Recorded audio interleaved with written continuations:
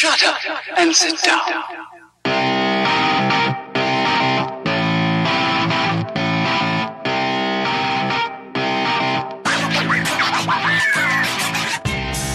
Good morning, good afternoon, good evening, wherever you may be. This is episode number 18 of the Baseball and Beer Podcast. I am your host, Brendan Bowes, and it is my duty to lead you and guide you through both of my favorite things ever on the planet Earth, that being baseball and beer, hence the name of the podcast. I want to thank everyone for tuning in and listening. Again, this is episode 18, so that's 18 weeks of podcast. That's 18 weeks of my voice that you guys have been listening to, so certainly do appreciate it. Anyway, let's get down to business.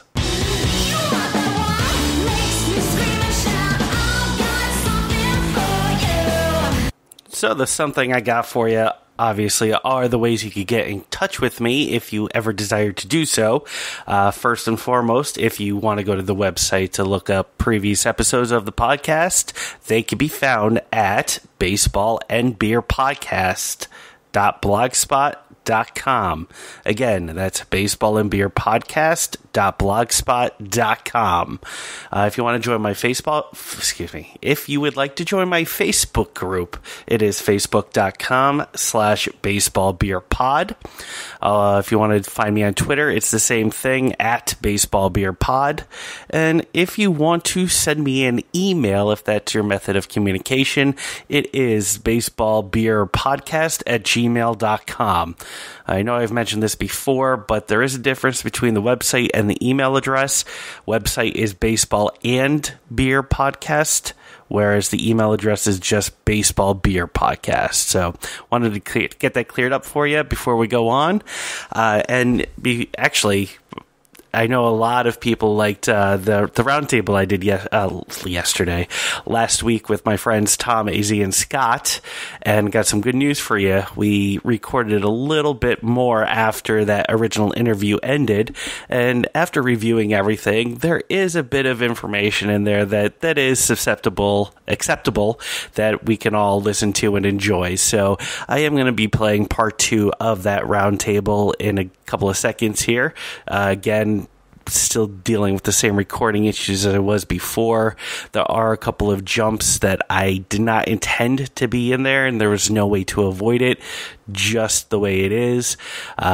This time around, we do get into a little bit more specifics with breweries.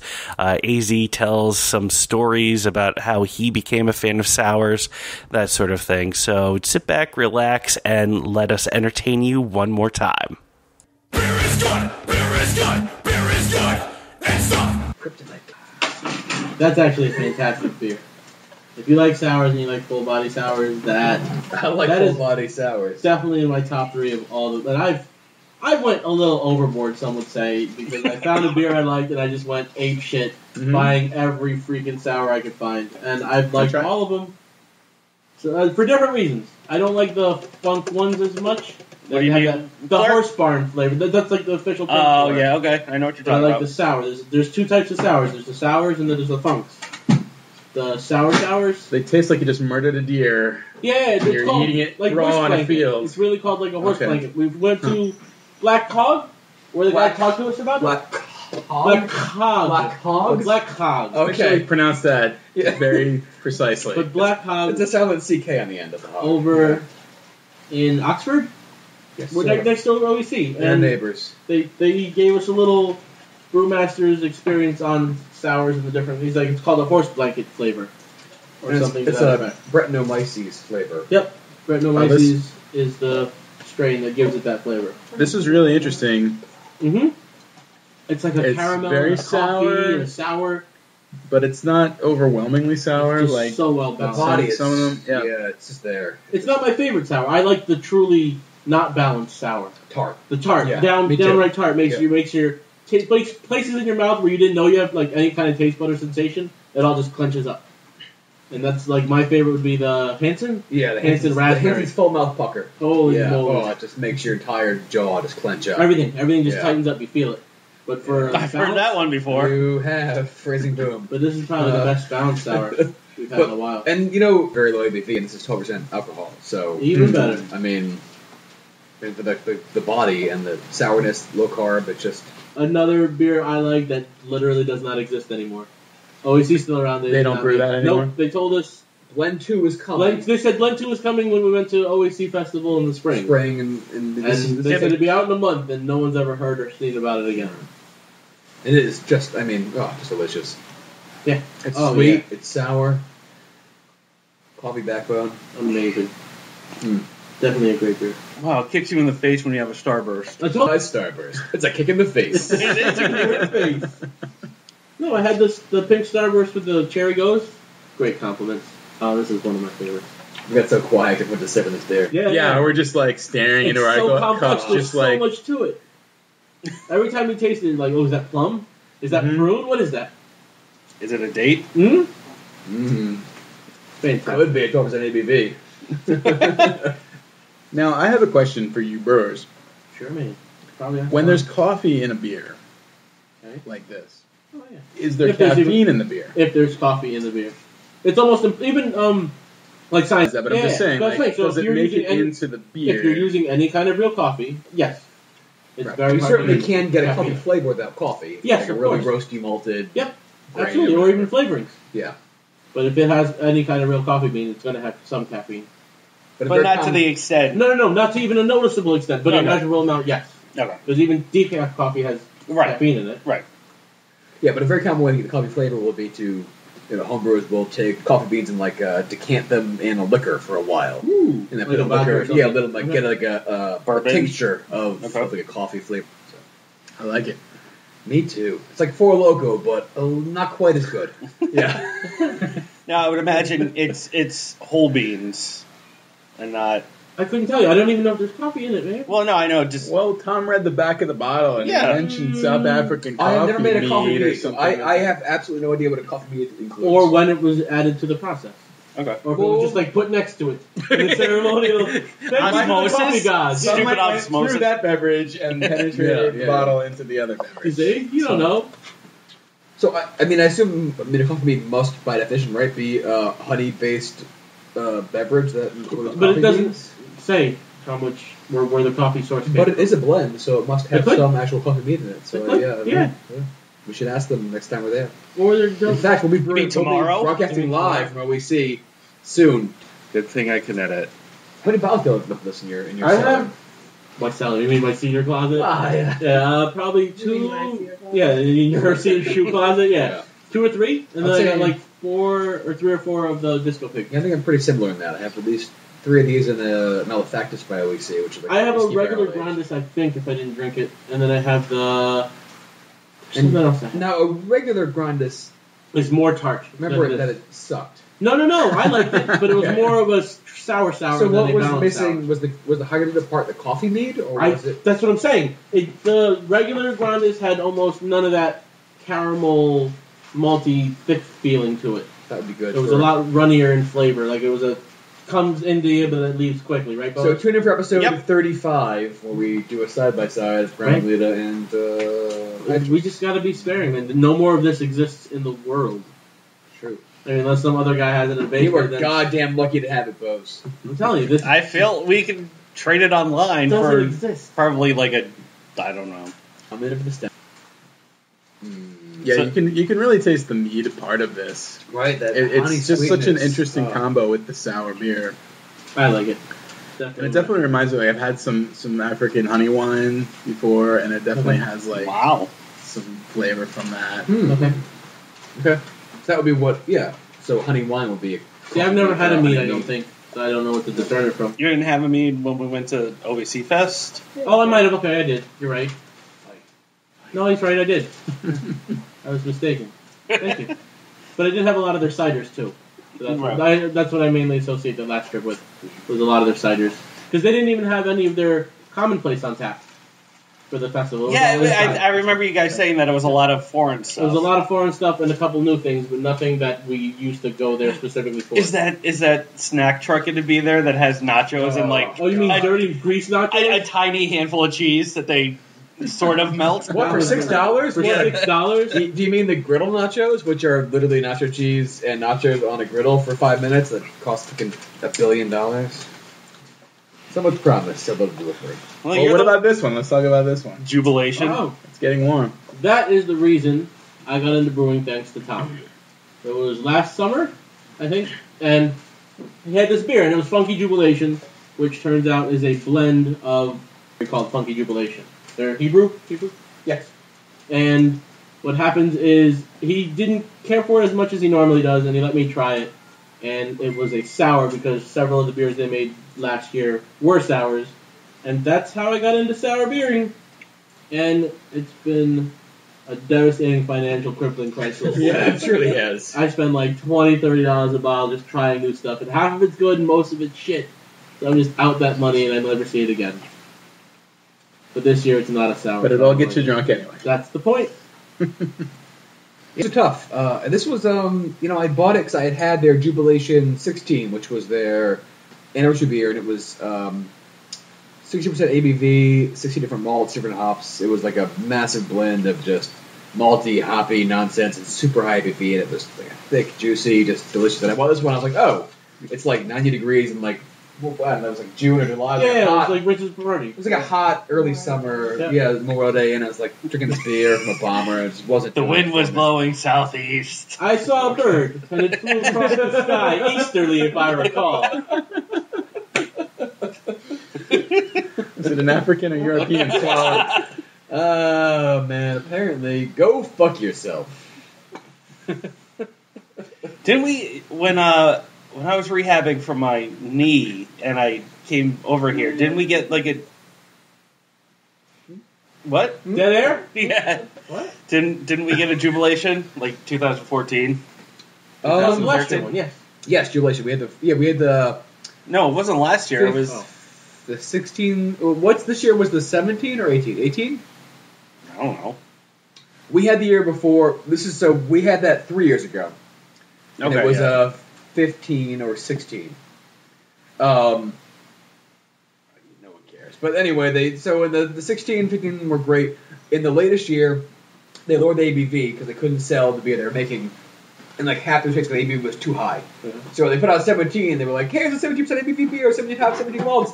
Every state was like, "Hey, we can only sell beer that's 60." And they were like, "Oh." Yeah. So this beer they dropped the ABV down to like 12% across the board. So I ended up buying it this year.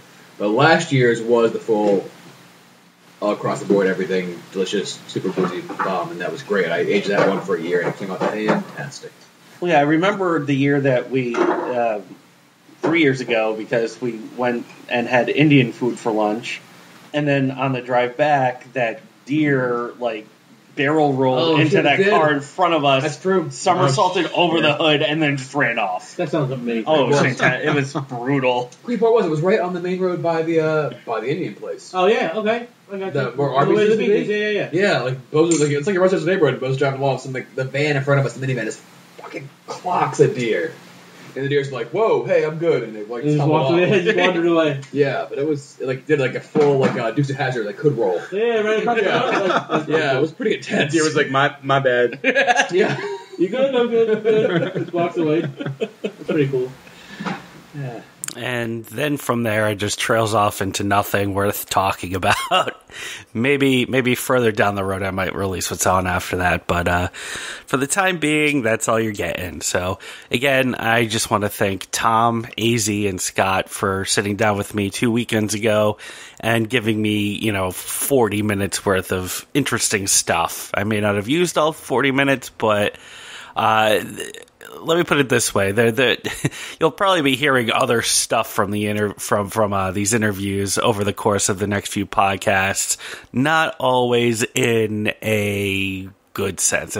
Hopefully that helps. But again, thank you guys. It was a lot of fun. I had fun. I hope you guys had a blast. And next week I'll be bringing it right back around, talking about beer like normal. Hopefully you guys are ready for some interesting conversations at that point, instead of hearing me and my friends talk about junk and beer and that sort of thing. Actually, you know what? I do have a little bit of time here, so as I'm recording this on a Wednesday, it's the first Wednesday of September 2nd, so that means yesterday was Tuesday, and if you've been following my podcast, you know that the first Tuesday of every month, I am part of a beer club that brings different breweries in, and we sample, their offerings, and yesterday was no exception. Although, to be fair, it wasn't a beer brewery that was brought in, it was a cider brewery that was brought in. Or is cider brewed or distilled? That's a good question. But yeah, it was Down East Cider Brewing Company that came in. They were created in Maine and currently reside in Charlestown, Massachusetts. That's where the guy said that they were from, so take him at his word. And even though before I usually go down the list of the beers that we had and kind of give my quick review on everything, to me, a cider is a cider, so, we had pumpkin cider, cranberry cider, and like a cider saison along with the basic stuff, but, a cider is a cider. This cider was good, to put it in perspective. There wasn't anything bad to say about it. There was like a grapefruit, I think he said, or champagne grapefruit type cider. That was a bit too sweet for my liking, like not in a sour sense or like a barley wine sweet sense. It was like eating candy or drinking candy rather. And, that typically is a good thing, but I just wasn't expecting it. I'm used to the apple cider taste. Even pumpkin cider has its place. But overall, these guys were a good group. I'm certainly glad I was able to try their stuff. I don't know if I would get any of it on my own, but if someone was recommending or asking me for a cider recommendation, Down East would certainly be up there. What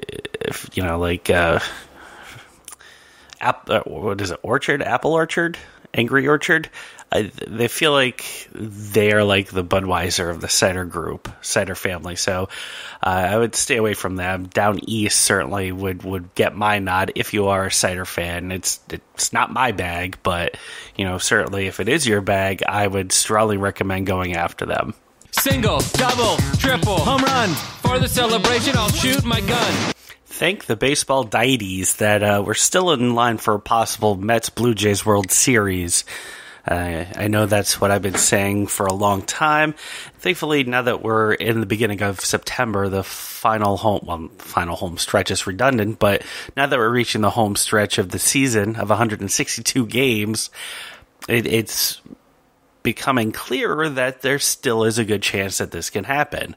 Got the top pitching of the Mets going against the power hitting of the Blue Jays. I think everyone would be interested in that because you have the traditionalists who always say that pitching is what wins baseball games and good pitching beats good offense. And to an extent, I agree with that, but great offense can beat good pitching. That's there's no ifs, ands, or buts because pitcher can not give up any runs, but if his offense isn't scoring runs, then he's not winning. So as long as the pitcher can keep their team in the game, that's all that really matters, I suppose. But, seriously, they have the possible MVP, Josh Donaldson. They have Jose Bautista, who I've been a huge fan of for like the last 5 or 6 years, and Edwin Encarnacion, who has become a supreme powerhouse over the last 3 or 4 seasons. So between the three of them and Troy Tulowitzki, who is having a bit of a rough patch in the season, but they're able to get to the playoffs, he should be able to turn around and contribute the way he should. But, again, we're going a little too far ahead. Well, I'm going a little too far ahead of myself here. But let's see. I think nothing's really changed. I think it's still Cardinals. Stupid Cardinals are leading the West NL record-wise. Why can't I go to standings like I wanted? Okay, so yeah, Toronto's leading the AL East. The Royals are still leading the AL Central. Astros are still leading the AL West. Mets are leading the NL East. Stupid Cardinals are leading the NL Central. And the Dodgers are still in the NL West. Or still leading the NL West, rather. I read an interesting stat earlier today where if the stupid Cardinals if they go 500 for the rest of the season, they would still win 100 games or win over 100 games. So they could basically play their bench and still, get 100 wins. That's pretty insane if you think about it. In terms of wild cards, let's take a look to see where we stand there.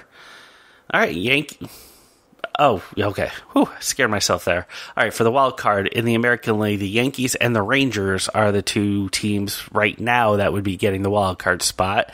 Looks like the Rangers overtook the Twins from the last time we spoke. And in the National League, it is a NL Central party as the Pirates and the Cubs seem to be running away with the prize of the wild card. Cubs have the second wildcard spot, and they have 6.5 games on the third place team, which is the San Francisco Giants. Everyone else is pretty much out of it.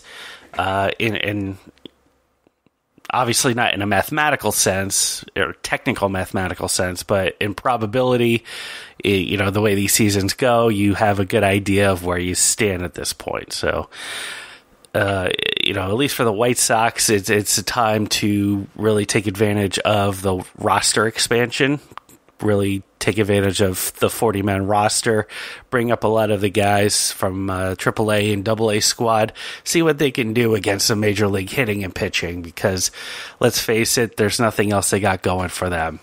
Now, I've said it before, but I really don't think any of the prospects are going to really amount to anything in the long run, but I would love to be proven wrong on that. So that's certainly worth bringing them up, seeing what they can do, letting them play and giving them some major league experience so that they have a basic idea of what they need to work on during the winter, because you never know, they may come into spring training 2016 ready to play and could potentially impact our team for the better.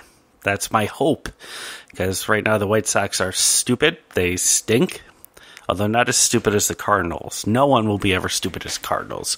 But, they're not good. Even yesterday, Chris Sale wasn't up to par. We're on episode 18. I think if you listen to a few of the episodes, back when I was first starting, I was gushing over Chris Sale and how great he was doing so far this season, and it's obvious he hasn't been bad, but he hasn't been Chris Sale. I mean, it's kind of scary to think about how good of a pitcher he is when he can have a day where he gives up 4 runs and has 10 strikeouts, and that's a bad day for him. On the other hand, you have someone like John Danks who gives up 7 or 8 runs and only has 3 strikeouts, and that's considered a solid day for him. So that's the comparison on the White Sox side, and they're dumb. This season's been wasteful, and I hope that I can't even say that I hope anything, because free agency sucks. There's really no one the White Sox can sign that would be of use for them. All the big names are pitchers. They don't need any pitchers, or at least they don't need to sign any of the top pitchers that are going to hit free agency. As much as I would love Zach Greinke, you're looking at like your first $35 million per year pitcher. And then Jordan Zimmerman, he's going to demand a lot and get it. Samardzija, he seems to have a big head, because he is... let me rephrase that. The rumor seems to be he is going to pass on the qualifying offer if the White Sox offer it to him, thinking that he's still going to be making a huge payday in the free agent market, which we may have different opinions on what huge deal means, but whatever he wants to do is fine. I wouldn't mind it if he stuck with the White Sox on like a 1-year deal for 10 million, 11 million, just kind of as a no, really, this is how I am type of contract. So hopefully 2016 has some sort of, it's too much to wish for a 180, but hopefully 90 degrees, at least looking in the right direction. Anyway, I think next week I'm going to go back to doing understanding advanced numbers, advanced statistics, because I really don't want to talk about the White Sox anymore. We've reached that point, even though I'll still probably talk about them because I'm a masochist like that, or sadistic. Masochist means I like the punishment. Sadistic means masochist means I like dishing it out. I don't know. You know what I'm trying to say here. That's all that really matters. So next week, expect me to start talking about something involving advanced statistics, sabermetrics. I'm not 100% sure yet, but I will make it good. So, yeah, fuck the White Sox. And on that down note, I believe that's going to end episode 18 of the Baseball and Beer podcast. Once again, if you want to get in touch with me, here are the ways to do so. If you would like to send me an email, it is baseballbeerpodcast@gmail.com. If you are on Twitter, I am on Twitter, and I am at Baseball Beer Pod. If you want to join the Facebook group where I try to, post pictures, ask questions, keep it active, it's facebook.com/baseballbeerpod, like the Twitter handle. If you want to go and track down some old episodes of the Baseball and Beer podcast, I keep them all at my Blogspot website, which is baseballandbeerpodcast.blogspot.com. Again, this is episode 18. My name is Brendan Bowes, and I thank everyone for listening in, and I hope everyone has a wonderful week. Especially have a great Labor Day weekend.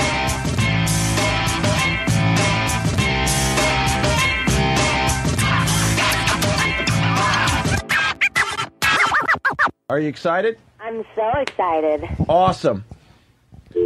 I do not like Julia Roberts movies. Hey, it's Tom.